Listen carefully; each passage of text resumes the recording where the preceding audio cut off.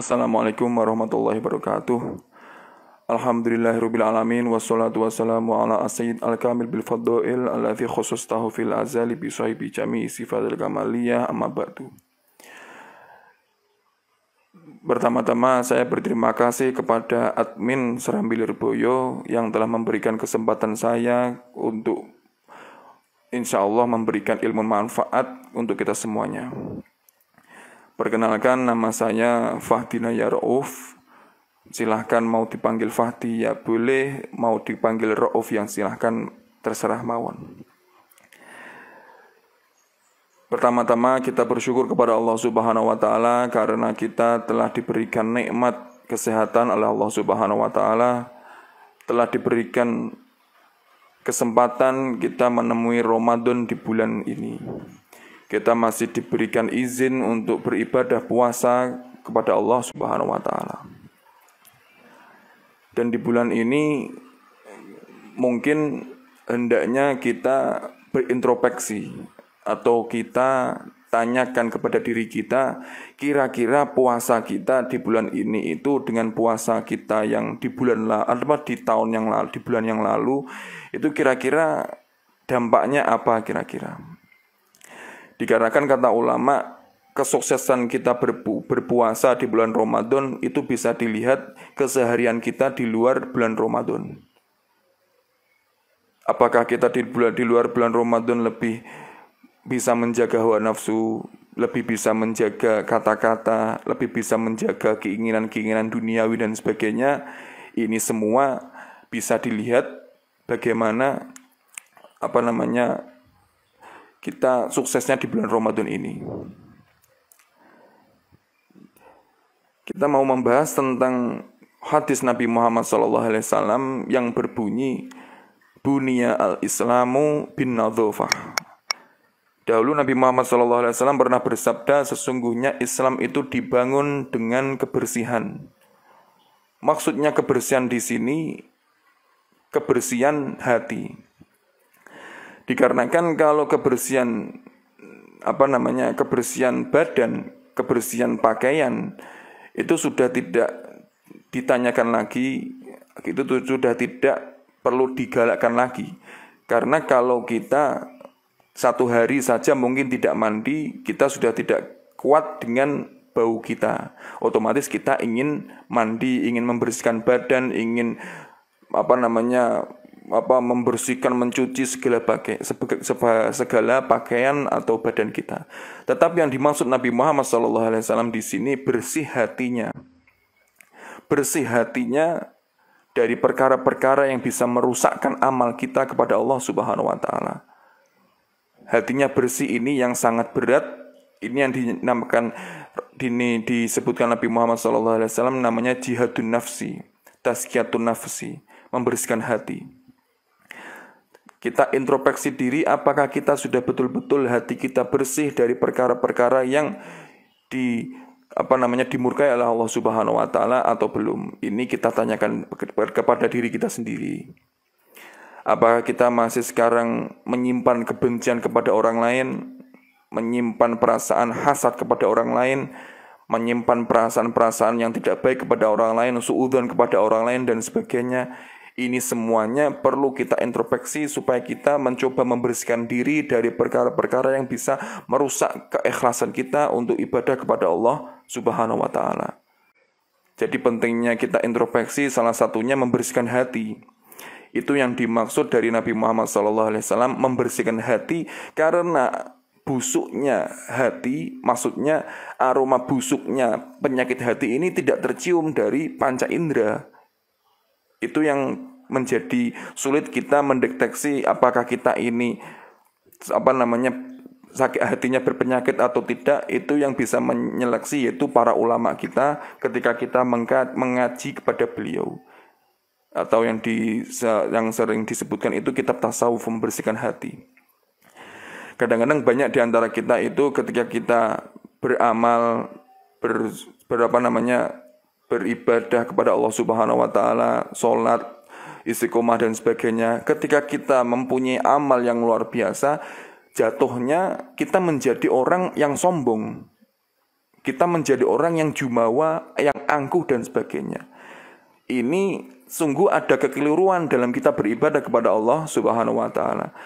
Bahwasanya ketika seseorang itu beribadah, seharusnya orang itu lebih tawadhu, lebih merasa hina di hadapan Allah Subhanahu wa taala, lebih merasa tidak punya apa-apa di hadapan Allah Subhanahu wa taala. Lah kok ini ketika beribadah kepada Allah Subhanahu wa taala, lah kok malah merasa jumawa, merasa lebih baik dari orang lain, berarti ibadahnya itu ada yang bermasalah. Contoh seperti inilah orang-orang yang butuh untuk pengobatan hati. Hatinya ada penyakitnya. Tidak sadar ketika orang itu terjerat penyakit hati. Tidak sadar orang itu sedang hatinya terkotori oleh hal-hal yang merusakkan keikhlasan kita kepada Allah Subhanahu wa taala. Ini ayo kita sama-sama belajar membersihkan hati. Hati kita itu sumber daripada kebaikan seluruh anggota badan. Dikatakan kanjeng Nabi Muhammad SAW ketika semua anggota badan ketika daging yang di dalam tubuh kita itu baik, niscaya seluruh anggota badan kita itu akan baik. Begitu yang dimaksud yaitu hati kita, qalbun. Tanyakan kepada diri kita, sampai detik ini apakah kita masih mempunyai musuh? Apakah kita masih mempunyai dendam kepada orang yang telah menyakitkan kita? Apakah kita masih mempunyai perasaan yang tidak suka, sinis kepada orang yang telah mungkin dahulu mempunyai kesalahan kepada kita? Tanyakan kepada diri kita sendiri. Ini salah satu tujuan kita supaya kita tergolong orang-orang yang datang kepada Allah Subhanahu wa taala kelak biqalbin salim. Dikatakan Allah Subhanahu wa taala, man atallah la yanfa'u malun wala banun illa man atallah biqalbin salim. Kelak di hari di mana harta dan keturunan itu tidak akan berfaedah kepada kita melainkan kita datang kepada Allah Subhanahu wa taala dengan hati yang bersih. Hati yang bersih, wal kadzibinal ghaitu wal afina 'anil nas wallahu yuhibbul muhsinin. Hendaknya kita ketika disakiti, kita menahan amarah kita menjaga perasaan emosi kita, lantas diangkat lagi, levelnya ditingkatkan lagi, yakni kita memaafkan orang yang telah menyakiti kita. Memang memaafkan orang yang menyakiti kita itu sangat berat. Kita disakiti, kita memaafkan. Seakan-akan kita akan dianggap murahan. Ketika kita disakiti, dihina, dicaci, kita mempunyai perasaan yang sakit, tetapi kita memaafkannya, mungkin dipandang orang itu remeh, dipandang orang murahan dan tidak heroik dan sebagainya. Padahal orang tersebut bisa menjadi orang yang sangat heroik dikarenakan orang tersebut telah mengalahkan hawa nafsunya, mengalahkan emosinya untuk membalas kepada orang lain. Ini yang penting supaya kita ini menjadi insan yang betul-betul meneladani dari Nabi Muhammad sallallahu alaihi wasallam. Selanjutnya ketika orang itu wal kadhiminal ghaidha wal afina 'anil nas, sudah bisa memaafkan kepada orang lain, wallahu yuhibbul muhsinin. Sesungguhnya Allah itu mempunyai orang-orang menyukai, mencintai seseorang yang berbuat ihsan, berbuat baik kepada orang lain, berbuat baik kepada sesiapa saja, semuanya dibuat baik. Dikarenakan itu salah satu misi dari Nabi Muhammad SAW supaya kita ini menjadi mempunyai akhlak yang mulia, mempunyai akhlak yang terpuji. Percuma kita banyak gedung-gedung, kita mempunyai kekayaan duniawi yang luar biasa, tetapi kita masih mempunyai perasaan iri, dengki, hasad dan sebagainya. Dikatakan para ulama, orang bisa menikmati di dunia ini kenikmatan surga, sudah bisa menikmati surga di dunia ketika hatinya itu bersih dari penyakit-penyakit hati. Dikarenakan di akhirat, di surga tidak ada orang yang merasa iri, tidak ada orang yang merasa benci kepada orang lain, khawatir dan sebagainya. Kesemuanya ini, kegelisahan, kegalauan ini semuanya penyakit-penyakit hati yang muhlikat, merusakkan daripada amalan-amalan ikhlas kita kepada Allah Subhanahu wa taala.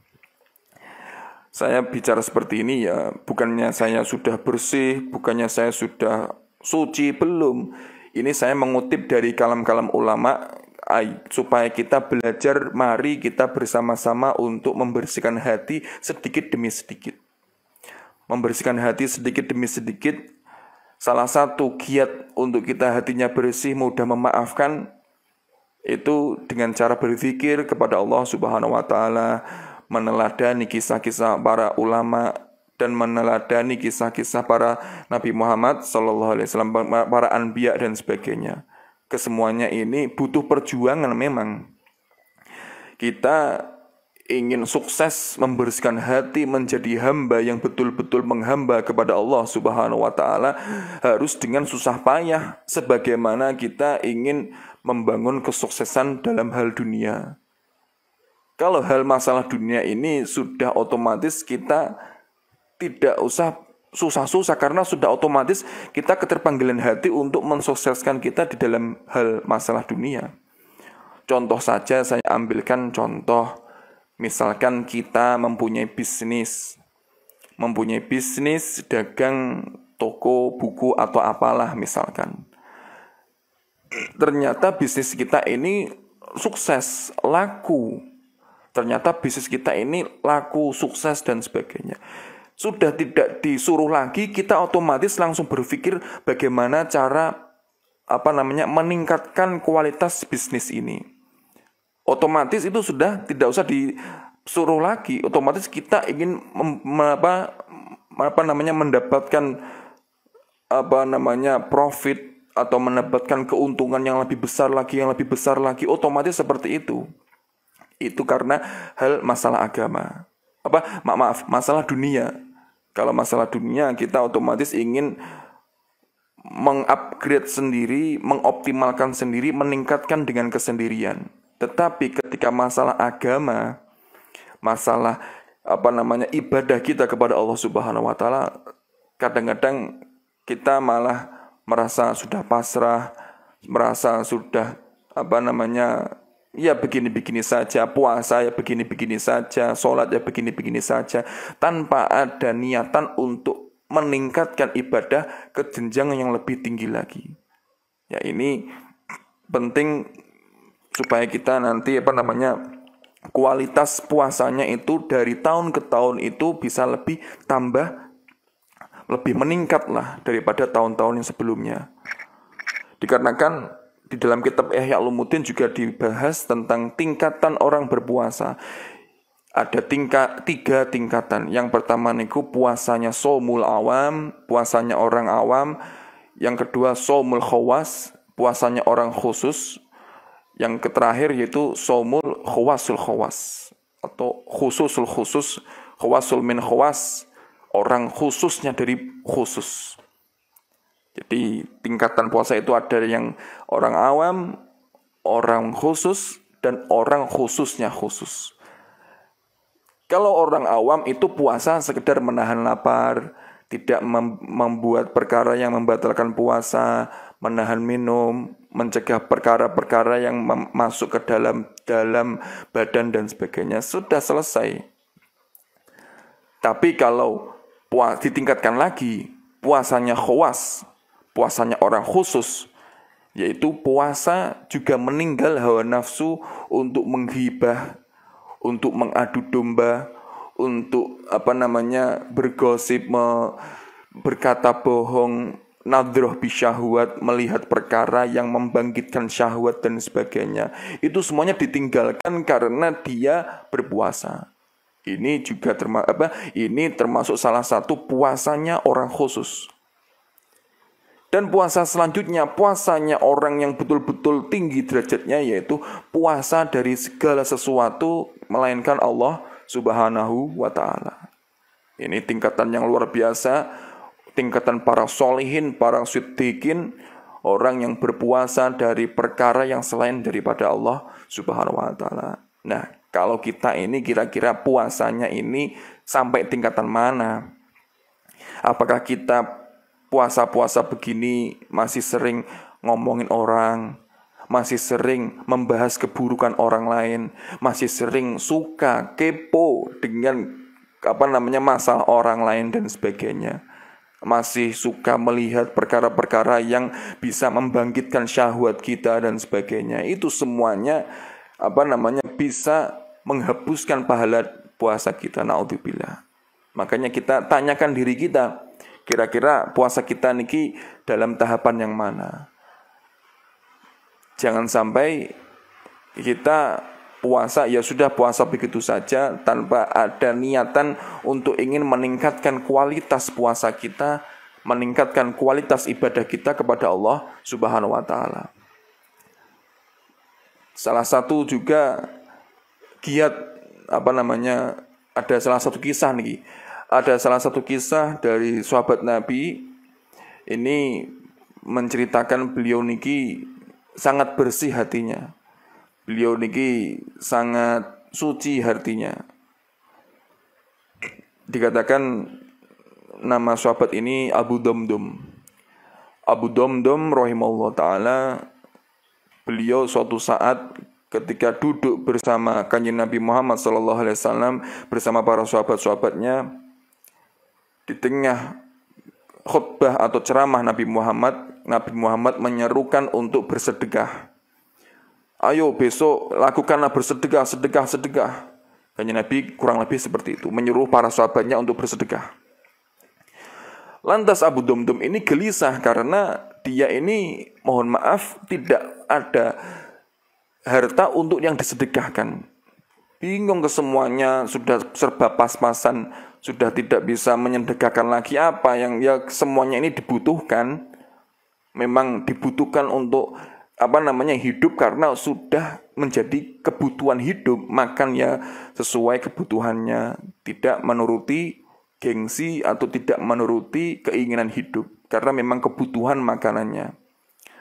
Lantas beliau malam hari khawatir tidak bisa bersedekah, akhirnya beliau ini berdoa kepada Allah Subhanahu wa taala, Allahumma inni atasaddaqtu bi irdi. Ya Allah, saya bersedekah dengan kehormatan saya. Gitu saja sudah. Ya Allah, saya bersedekah dengan kehormatan saya. Terus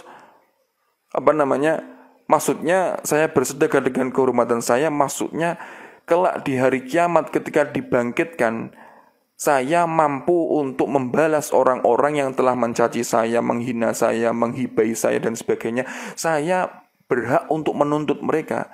Tapi saya mensedekahkan kesemuanya itu kepada mereka. Saya tidak akan menuntut siapa saja yang mencaci saya, yang menghina saya, yang merugikan saya dan sebagainya. Atasaddaqtu bi irdi. Saya telah bersedekah kehormatanku untuk kalian semuanya. Maksudnya seperti itu.